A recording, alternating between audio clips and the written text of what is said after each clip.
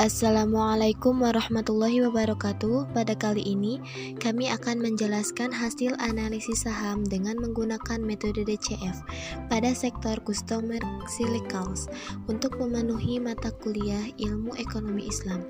Sebelumnya, izinkan kami memperkenalkan diri. Saya Nurmala dengan NIM 2108204099. Lalu teman saya Rina Marina dengan NIM 2108204052,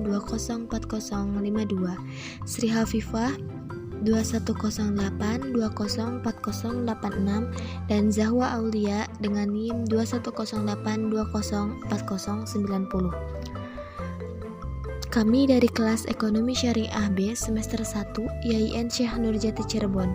Berikut analisis saham dengan metode DCF pada perusahaan Matahari Department Store Tbk. Matahari Department Store didirikan tanggal 1 April 1982 dengan nama PT Stephens Utama International Leasing Corp. dan mulai beroperasi secara komersial pada tahun 1982. Kantor pusat LPPF terletak di Menara Matahari lantai 15, Jalan Boulevard Palem Raya nomor 7, Dipo Karawaci 1200, Tangerang 15811 Indonesia. LPPF beberapa kali melakukan perubahan nama, antara lain PT Stephens Utama International Leasing Corp, Pacific Utama, dan Matahari Department Store.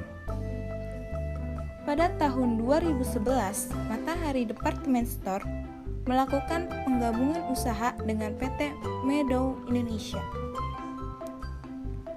Pemegang saham yang memiliki 5% atau lebih saham Matahari Department Store adalah Multipolar dengan 20,48%.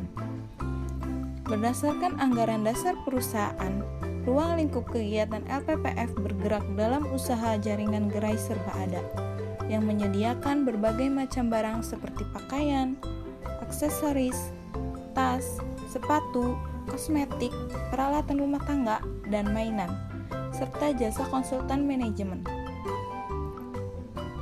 Matahari Department Store memiliki 142 gerai yang tersebar di kota-kota besar Indonesia.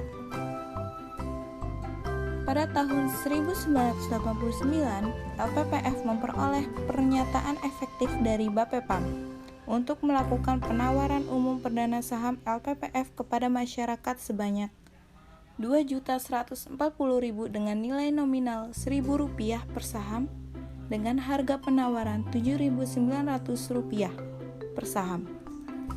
Saham-saham tersebut dicatatkan pada Bursa Efek Indonesia pada tanggal 9 Oktober 1989. Berikut merupakan perusahaan pesaing LPPF, yaitu MAPI atau PT Mitra Adi Perkasa Tbk. MAPI bergerak di bidang perdagangan, retail sepatu, peralatan olahraga, peralatan anak-anak, dan pakaian. Perbandingan valuasi saham dengan metode DCF dan MOS beserta rasio keuangannya dilihat dari harga saham LPPF per 1 September 2021 senilai 2.450, sedangkan MAPI bernilai 760. Di sini terdapat margin of safety LPPF senilai 99,91%, sedangkan MAPI bernilai minus 36%. Di sini dapat kita lihat bahwa LPPF lah yang melebihi angka 30%, maka dari itu LPPF layak untuk diinvestasikan. Kemudian, return on equity LPPF senilai 38,4%, sedangkan MAPI bernilai 4,18%. Jika dibandingkan, return on equity yang paling tinggi adalah LPPF. Seperti yang kita ketahui, jika semakin tinggi return on equity, maka semakin baik pula perusahaan tersebut.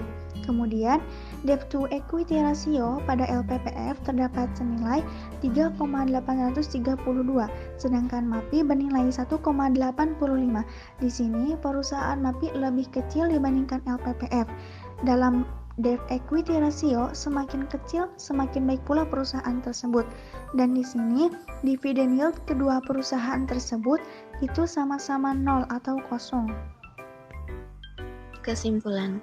Jadi, di sini dapat kita simpulkan bahwa perusahaan terbaik antara LPPF dan MAPI adalah LPPF karena nilai ROE LPPF lebih tinggi dibandingkan MAPI dan LPPF memiliki margin of safety lebih tinggi dibandingkan MAPI. Jadi, di sini LPPF adalah perusahaan yang layak diinvestasikan. Sekian dari kelompok kami. Terima kasih. Wassalamualaikum warahmatullahi wabarakatuh.